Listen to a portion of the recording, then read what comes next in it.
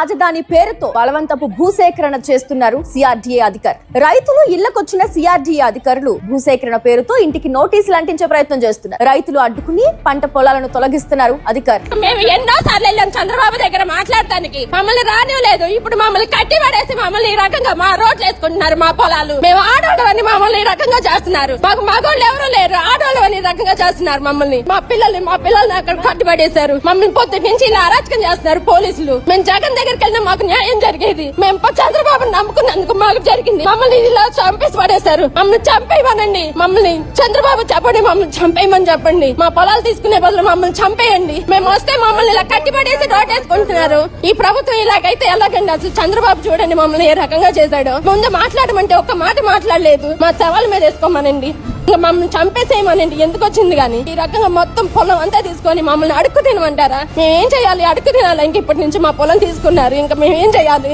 ఇప్పుడు వచ్చి రోడ్లు మాకు చెప్పని కూడా చెప్పలేదు, ఇలా వేసుకుంటామని వేసేసుకుంటున్నారు. గవర్నమెంట్ అంతా రుబాబు ఎవరి మాట పర్లేదు. రైతులు అంతా దోచులు తినడానికి వచ్చారు ఇప్పుడు అధికారులు అందరూ. రాత్రి ఆ సిఆర్డీఏ వాళ్ళు వచ్చి 8:30కి మాకు పేపర్స్ ఇవ్వబోతే 8:30కి వచ్చారని మేము పోలీస్ స్టేషన్ కి వెళ్ళి కేసు పెడితే వాళ్ళు ఏమి చేయలేదు మాకు. ఇప్పుడు వచ్చి మా పొలం దగ్గర అయితే మమ్మల్ని ఇలా కట్టేసేసారు. మేము పోలీస్ కేసు పెట్టినా గానీ మమ్మల్ని మా పిల్లకి మాకు రక్షణ కల్పించండి అంటే అదేమీ చేయలేదు. ఇప్పుడు పొలం దగ్గర అయితే మమ్మల్ని కట్టేసి పడేశారు. ఇదిగోండి ఇప్పుడైనా మాకు రక్షణ లేదండి.